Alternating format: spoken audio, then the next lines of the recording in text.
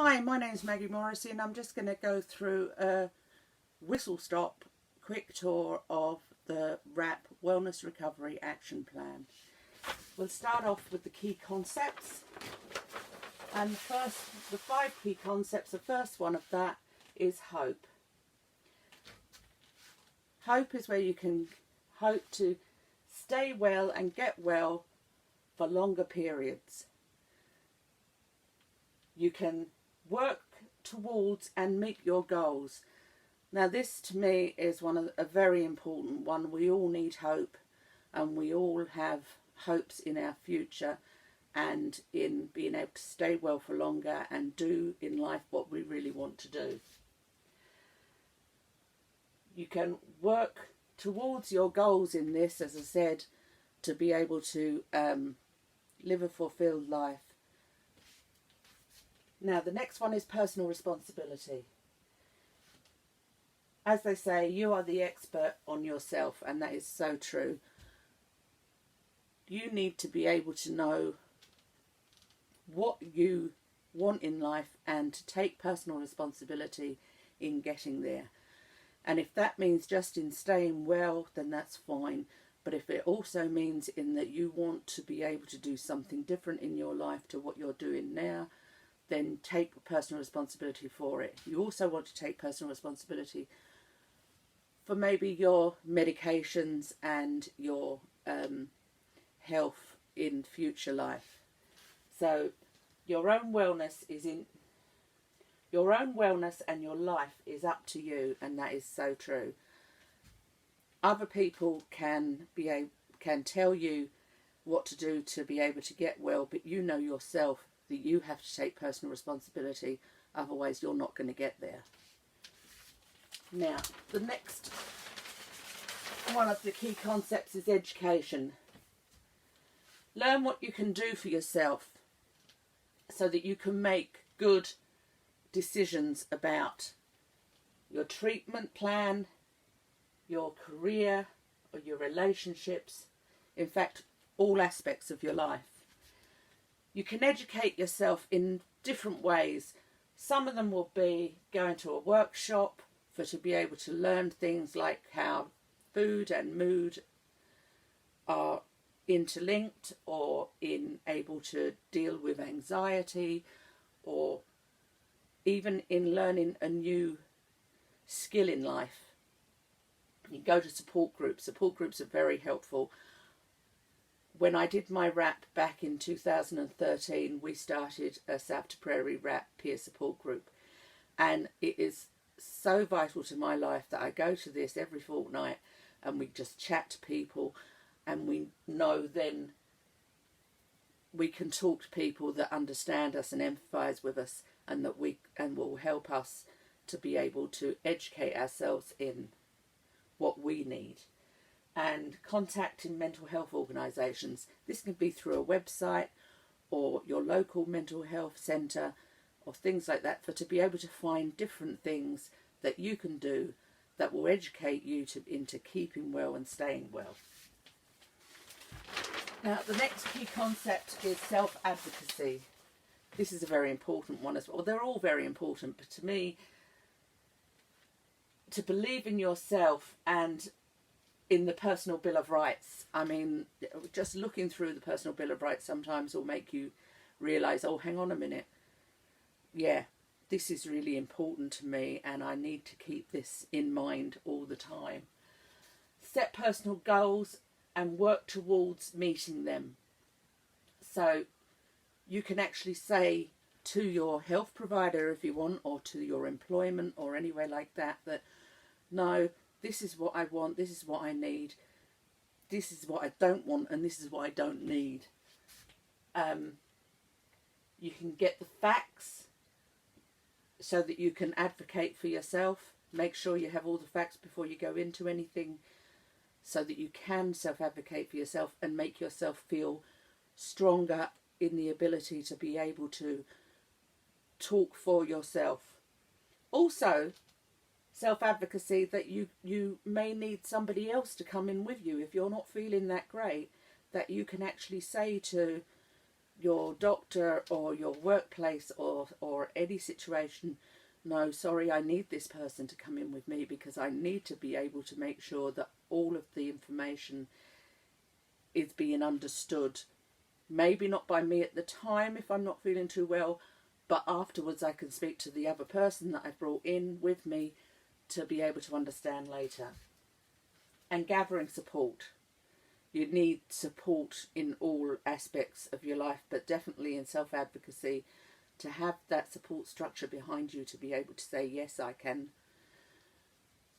do this, and I can self-advocate for myself because I have somebody there that will be able to say whether I'm doing the right thing or not. Now, and the last one of the key concepts is support. As I've said there just before, you need the support. Who are your supporters? Are they friends? Are they family? Are they healthcare professionals? But also you need to know who you don't want to be your supporters as well, because some people may be too close to you that they really they want to help you so much that they actually end up hindering you in the end. And what do you want from your supporters? You want someone to talk to. You want to be able to have someone there with a listening ear, with empathy, that to be able to say the right things to you, or to say nothing at all, just to listen. Companionship. We all need companionship. Now, my companionship above all other people in my life are my dogs, and they are a support system to me in a different way to the way that most people would think of as supporters.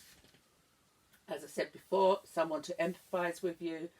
They don't have to have the answers, they just have to be there to be able to say, I know what you're saying, I hear what you're saying, and to validate that they are listening to you. Accept you as you are. You need your support to accept you as you are, not try to make you into something that you're not, but to help you to evolve in a good way.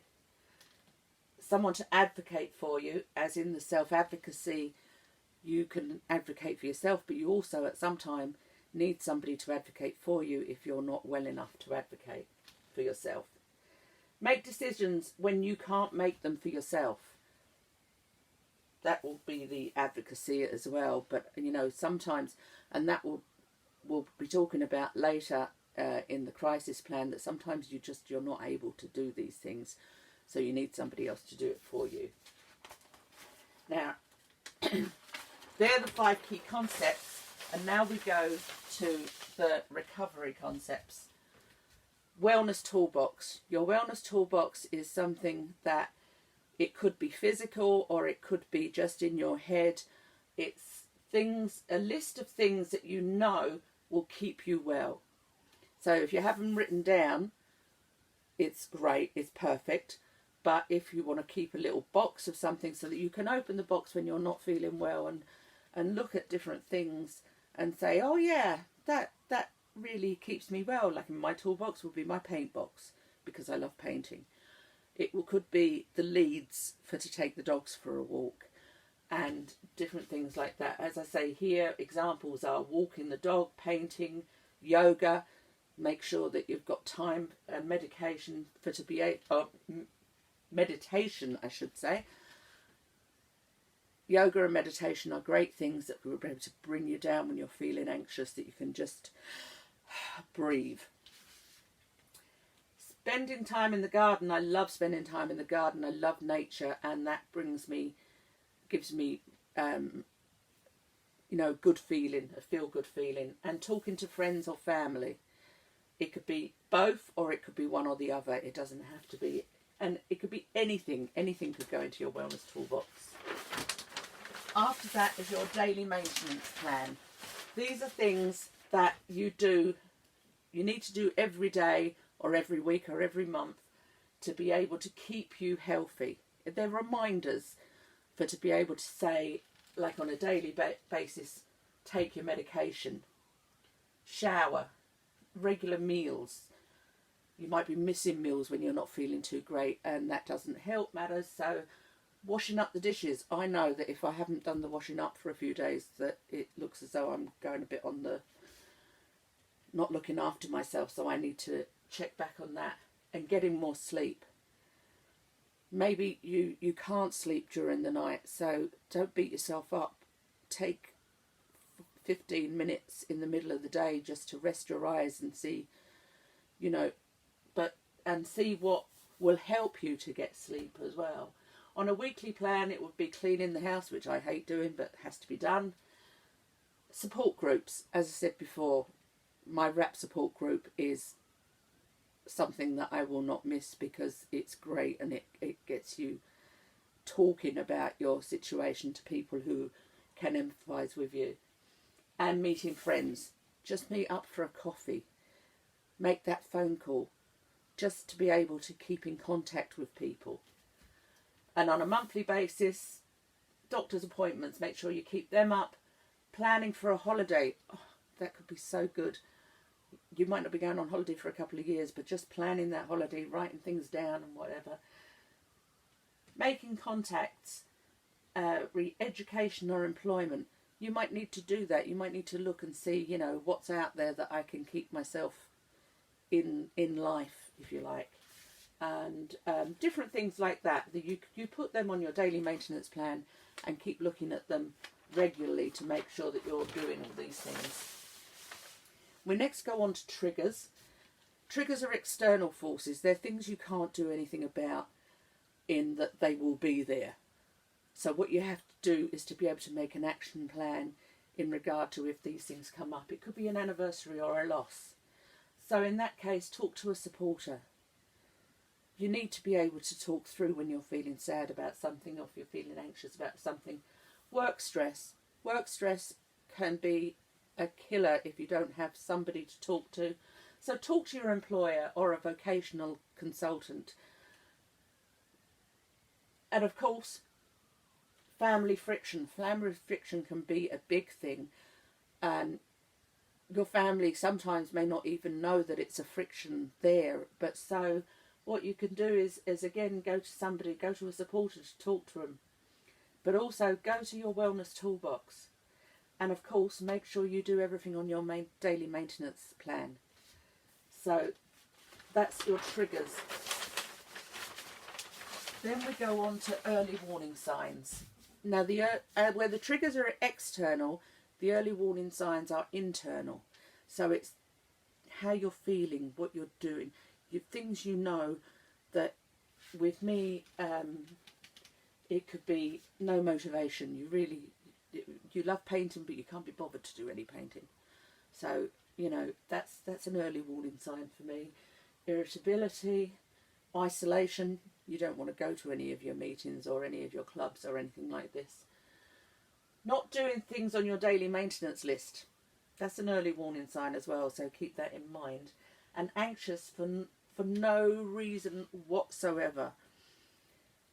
It could be with me, I know an early warning sign for me is that when I'm watching television, or if it's a thriller on television, and you get a bit anxious with thrillers on television, but I go over the top anxious. It's almost as if it's happening to me.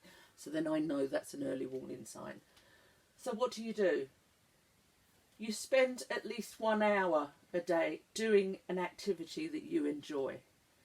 You may have no motivation to do it, but do it, and it will help you. It will make you feel better. Take a mental health day. Relax. Don't stress about taking the day off. You need that day to be able to unwind, to be able to come down again. Talk to a peer or family. Again, the peer support groups are wonderful for this if you can have one in your area. But family and friends are also great. Look at your daily maintenance plan and do at least one extra thing a day. If you're not getting to all your daily maintenance plan and you don't really feel like doing any of it, try at least to do one extra thing every day on your daily maintenance plan, so it may bring you back again. And of course, look at your wellness toolbox and try and do one of those things extra. And relaxation exercises, mindfulness, that kind of thing, or even just going for a walk. All of those things can help. Now, I'm next going on to when things are breaking down. That's when maybe you haven't seen that trigger, or you haven't seen that early warning sign yourself, and you haven't done anything about those things. You can then get into when things are breaking down. Things happen, you're unable to sleep, or sleeping too much. You're oversensitive. You know, everything will just be a big deal. Irrational response to others, and thoughts of self-harming yourself. That's really, you know, you need to really switch yourself on there, which is difficult, I know. So when you get to these stages, you may need to call a doctor or a care provider to tell them, you know, I'm not getting there. I need some help with this. You need somebody else to get in with you. Talk to a supporter. Even if you think that they're not listening to you, they really are. And sometimes just talking about it will help greatly. Take exercise. Even if it's just a 5-minute walk down the road and back again, just to be able to get out and breathe and maybe be able to switch off from all of your anxiety. Write a journal. Writing the journal you can leave all of those emotions and everything flow out on the page, and that may help your situation. Take action so that you can't hurt yourself when things are getting worse. Taking action may be just getting yourself out of that situation where you think you might be able to hurt yourself. Do everything on your daily maintenance plan again, and go to your wellness toolbox again. These are 2 key fundamental things that will help you to get over this time. Now, if you can't get through this in that way, then you're going into your crisis time. Now, your crisis plan, like everything else in your wrap, you have to do when you're well, so that when you're in your crisis and you just are not able to do anything, people know what they need to do to help you. Write your crisis plan when you're well. Keeps you in control even when it seems everything else is out of control. Your crisis plan includes a list of do's and don'ts, directing your supporters how you wish to be helped in a time of crisis. Ideally, your supporters should be consulted, involved, and in agreement with your crisis plan. So when you write your crisis plan out and you've picked your supporters that you want to help you, they do say 5 people, but it could be any number. You pick more than a few people because you want different people to do different things, but make sure they know that that is what you want and this is how you want to be helped. So, for example, you can put on it, please contact a parent, friend or sibling for support. Go to this place. You could say, like, Helen will help with the housework. Make sure Mary will feed the dogs.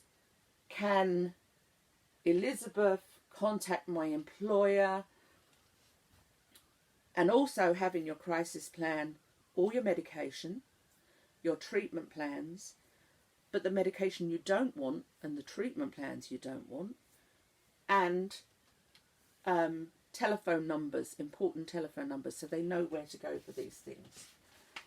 And then last is your post-crisis plan. This is what to do when you're beginning to recover. So your supporters, again, it's who you want and you don't want to be dealing with this. What you want them to do, and when you want them to back off. When you can say to them, no, I'm okay now, I can clean my house myself, or I'm okay now, I can take myself to the doctor. If you've been hospitalised, you want to know who will be bringing you home from hospital, who will be staying with you maybe when you come home from hospital. And of course, use your wellness toolbox to aid your recovery, and things you can do for yourself when supporters can hand over the duties. People you may need to apologise to, because when you're in crisis, God knows what you'll say to some people. And to get your financials in order, because this is a time when maybe you've left things slip. So I hope I've gone through everything well for you, and thank you very much.